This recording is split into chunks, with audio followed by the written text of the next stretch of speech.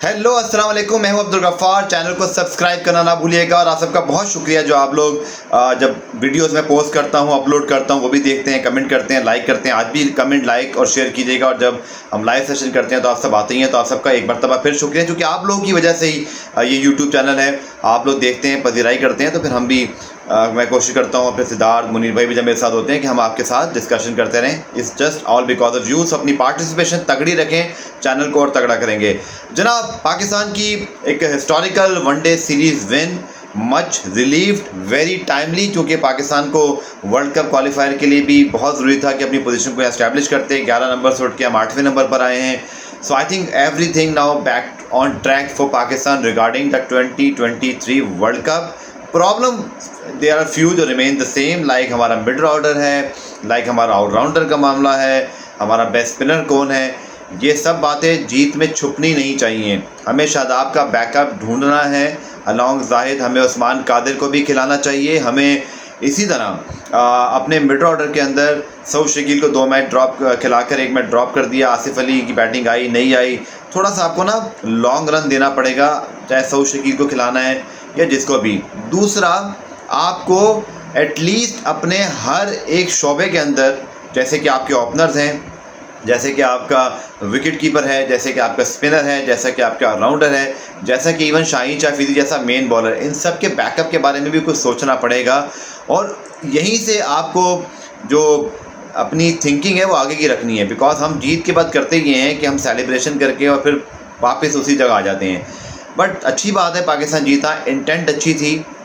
इमाम की परफॉर्मेंस देखें, बाबर की देखें, इसी तरह शाहीन की परफॉर्मेंस देखें, हारिस रऊफ नाउ स्टेपिंग। बहुत अच्छी बात है कि उन्होंने अपने जो सिलेक्शन है उसको सही साबित किया इस वनडे सीरीज़ में, कि उनके ऊपर जो ट्रस्ट किया जाता है, तीनों फॉर्मेट में उनको सिलेक्टर रखते हैं, तो वो कुछ कर भी रहे हैं। जनाब, T20 सीरीज़ की बात करते हैं। 5 अप्रैल को वाइट T20, वैसे मेरे ख्याल में 2 T20 तो कम से कम रखने चाहिए थे। एक T20 की मुझे कुछ तो समझ नहीं आई, क्योंकि आपको पता ही है कि वर्ल्ड कप भी साल है, फिर ऑस्ट्रेलिया 24 साल बाद आया हुआ है, तो 2 T20 तो होने चाहिए थे मेरे ख्याल में यार। एक T20 जाहिर बात है, हम हर दफ़ा तो वनडे सीरीज ख़त्म नहीं कर सकते, जो कि वर्ल्ड सुपर लीग का हिस्सा है। बट इस साल वर्ल्ड T20 था, तो आई थिंक 2 T20 अगर आपको मिल जाते हैं तो सब बुरा नहीं था। लेकिन चलिए, जो एक T20 भी मेरे ख्याल में आपको यहाँ पे यंगस्टर ट्राई आउट करने चाहिए।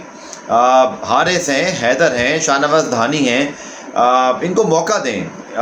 इनको उस्मान कादिर को भी इसी तरह इनको खिलाएं इस T20 के अंदर। वर्ल्ड कप के लिए अपने बैकअप्स को भी रखें, अपने डिफरेंट ऑप्शंस को रखें। देखिए, रिजवान की कोई इनसिक्योरिटी तो बनती नहीं है, ना होना चाहिए, ना हमें सोचना चाहिए, because is a world class performer. तो फिर आपको इस तरह के मैचेस में हारिस जैसे प्लेयर को, हैदर जैसे जो यंगस्टर्स हैं जो अटैकिंग क्रिकेट खेलते हैं, आपको सोचना नहीं चाहिए, फिर उनको खिला देना चाहिए।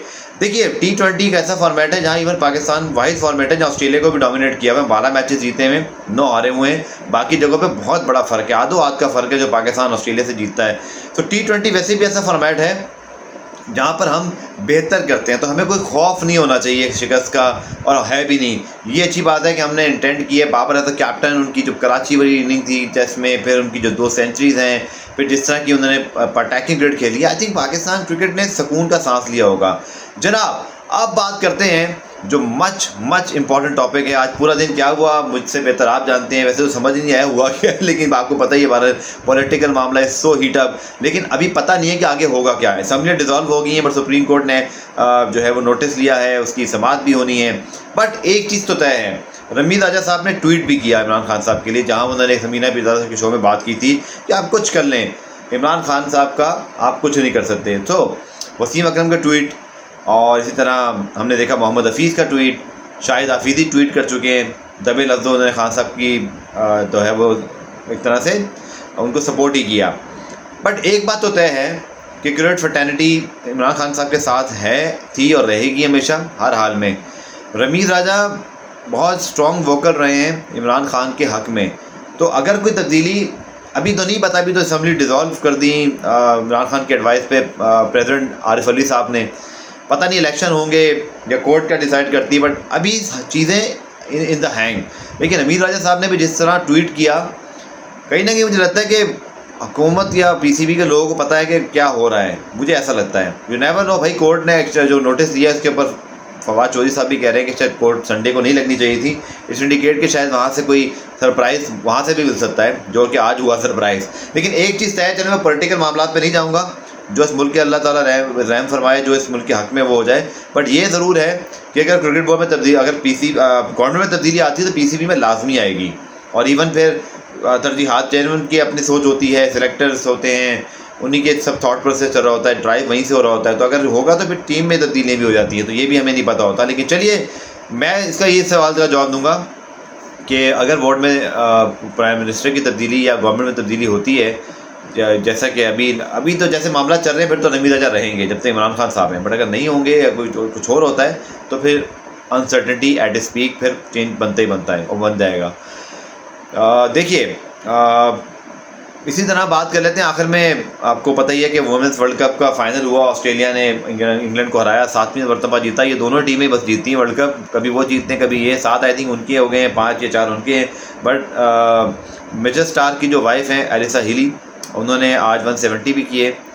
2015 में जब ऑस्ट्रेलिया में वर्ल्ड कप ऑस्ट्रेलिया जीता था तो हीली चेयर करने आई थी स्टार्क के लिए, जब उन्होंने 27 विकेटें ली थी। आज 500 से ज़्यादा रन बनाए उन्होंने और 170 फाइनल में कर दिए। तो मिचेल स्टार्क मौजूद थे और अपनी वाइफ को उन्होंने बड़ा जो है वो अप्रिशिएट किया। न्यूजीलैंड में फ़ाइनल हुआ तो क्या कमाल का ये मोमेंट था, और क्या पावर कपल है ये।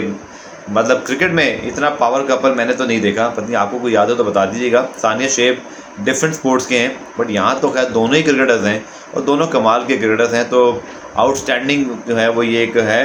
और मैं पढ़ा था इनके बारे में कि जब ये 9 साल के थे तब से एक दूसरे को जानते हैं, क्योंकि ट्रायल्स हुए थे और वहाँ पे एक दूसरे से मिले थे। और फिर ये 2015 वर्ल्ड कप जिस साल इंडिया ऑस्ट्रेलिया जीता उसी साल शादी भी की। So what a lovely story to share. दूसरी जाने भाई बांग्लादेश ने अचानक से विकेटें हासिल करके 275 रन का टारगेट है, 274 रन का, तो मैच में वापसी कर लिया, तीसरा दिन ही है। सो बांग्लादेश को एक चीज़ की मुझे दाद देनी पड़ेगी कि वनडे सीरीज़ भी जीती है और टेस्ट में भी कहीं वो गिरे नहीं हैं। साउथ अफ्रीका को ज़रूर ये सोचना है कि लास्ट टाइम भी वो पाकिस्तान से भी हारे थे और अब बांग्लादेश ने भी उनको हरा दिया, और टेस्ट मैच में भी 275 is not a impossible target. और ऑस्ट्रेलिया आई थिंक अगर वो ओलिवियर से बच जाएँ, बांग्लादेश फले, तो शायद वो इस टारगेट के पीछे भी जा सकते हैं। बट आई थिंक बांग्लादेश को सराहना पड़ेगा। ये साउथ अफ्रीका का प्रॉब्लम है कि कौन है कौन नहीं है, बट बांग्लादेश ने जिस तरह की परफॉर्मेंस दी है आई थिंक उसको अप्रिशिएट करना चाहिए। उनकी क्रिकेट के लिए बहुत अच्छी है, क्योंकि अगर एक टीम अपने होम ग्राउंड पे ब्रिलियंस किस्म की डोमिनेट कर सकती है, जैसे कि उन्होंने हराया है हमेशा, और फिर वो अगेन दूसरे मुल्क में जाकर आउटसाइड एशिया भी परफॉर्म करें, तो ये बांग्लादेश क्रिकेट का आई थिंक सबसे गोल्डन पीरियड है जो मुझे लगता है। अपने मुल्क में तो वो बहुत तगड़ी टीम है, ऑस्ट्रेलिया न्यूजीलैंड को हराया, क्योंकि पाकिस्तान ने शिकस्त दे दी थी, लेकिन जिस तरह की उन्होंने परफॉर्मेंस साउथ अफ्रीका में दिखाई है, this is great for Bangladesh cricket. दूसरा जनाब IPL का मैच भी चल रहा है, लेकिन IPL के मैच के लिए आपको पता है कि हम IPL में मैच पे रोज़ रमज़ान में हमारी लाइव टाइमिंग होगी 10:30 बजे के बाद। किसी वक्त भी हम ऑनर होंगे तो आपने ज़रूर आना है, सब ने ज्वाइन करना है। सवाल जवाब भी अभी आपके लेंगे कमेंट सेक्शन में, तो सब ने 10:30 बजे रोज़ ज्वाइन करना है पाकिस्तानी वक्त के मुताबिक। और इसी तरह जो बाकी टॉपिक्स हैं उनकी वीडियोस में लेकर आता रहूँगा, लेकिन प्लीज़ वीडियो को लाइक करना और पूरी वीडियो ज़रूर देखें ताकि आपको सारे का टॉपिक कवर हो जाए, बिकॉज मैं एक टॉपिक पे नहीं सारे टॉपिक पे बात करता हूँ। आप सबका बहुत शुक्रिया। टेक केयर, खुदा हाफिज़।